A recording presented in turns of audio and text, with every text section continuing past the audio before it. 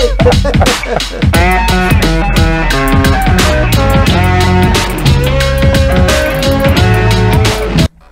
right, so it's 6 days since the world order has come tumbling down.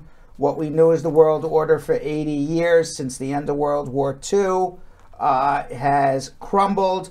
Russia has invaded Ukraine, which potentially could set off an entire world war. What's more scary about all of this is Russia is the #1 nuclear power in the world. I was actually wrong. I said last week that the United States had more nuclear weapons than Russia. Yeah, it was Russia. But it is not true. I actually read and double-checked the veracity of that, that it is in fact Russia has actually more nuclear weapons than the United States. However, many experts believe that should a nuclear war go off, the United States' nuclear weapons will actually be able to be shot off.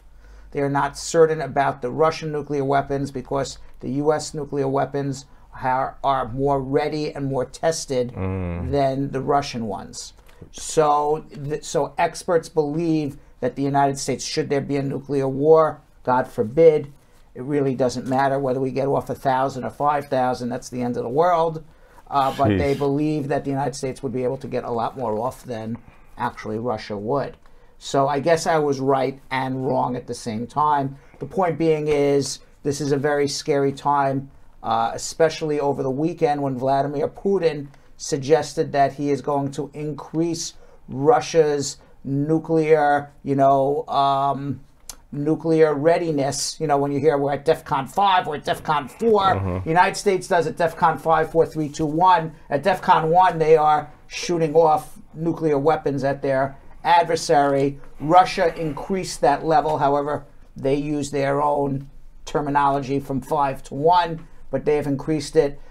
Joe Biden, in response to that, said, we're not worried. There will be no nuclear war.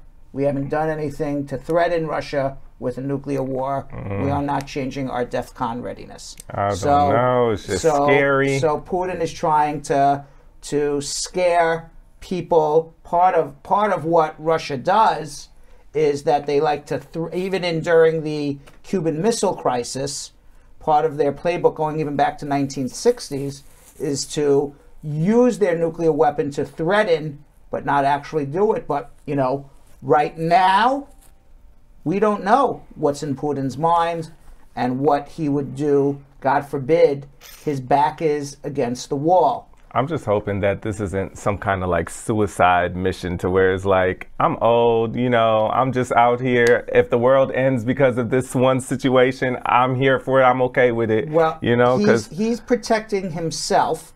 He believed that had Ukraine joined NATO or joined the European Union, that eventually the United States would put nuclear weapons on the doorstep of Russia, although right now there are 3 states that border Russia that are part of NATO and the European Union: Latvia, Lithuania, and Estonia. But I guess Russia didn't want any additional countries to border their country and be joining NATO or the European Union. And I believe that Putin, in his mind, thought that once that happened, perhaps the United States would look to try to overthrow the Russian government. And his number one goal is to stay in power until the day he dies. Because Putin knows if he ever falls out of power, he's going to be tried. Absolutely. Tried for theft from Russians, tried for war crimes. He's going to be tried for everything. So this man's got to stay in power till the day he dies. So I don't believe that he would not, that was a double negative, he would not use a nuclear weapon to stay in power, at least tactically. The United States dropped 2 nuclear weapons on Japan to end the war. Right. And it did not lead to nuclear war, although the United States was at that time the only country with a nuclear weapon. But I wouldn't put it past Putin to drop a tactical nuclear weapon if it came down to him losing power. I believe that is a calculation the United States has taken into. You hear President Zelensky saying, please give us air cover, NATO. We're fighting. And by the way, the Ukrainians have fought much harder, much stiffer than anyone would have imagined. Yeah. Putin calculated that Russia would already have taken over the Ukraine. They haven't yet. They haven't even taken over a city yet. Wow. They are now coming. They're fighting. They are now fighting. There is news today that there's a 40-mile-long caravan of military equipment going into Ukraine. 40 miles of Russian military equipment that they intend to use to circle Kiev and eventually choke them and overtake Kiev, which is the capital of the Ukraine. People say, well, how come if CNN knows that this caravan is on its way, why doesn't somebody blow it up?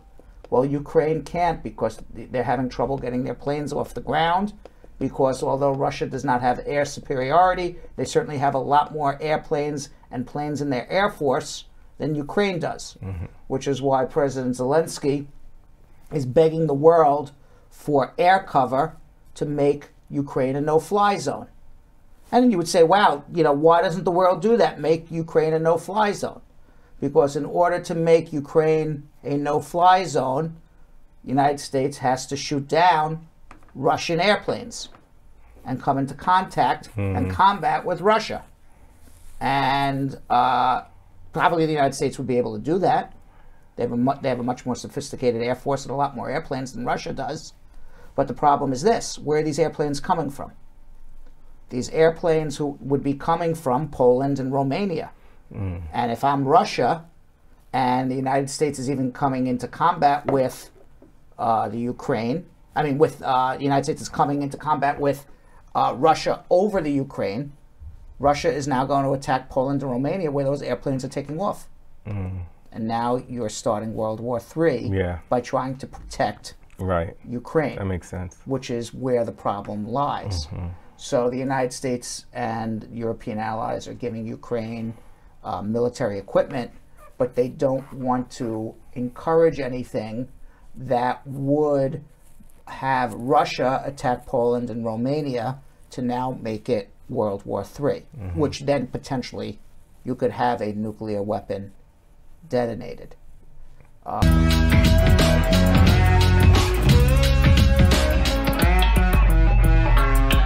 Thanks for watching. For more Brad Show Live, like and subscribe to our YouTube channel.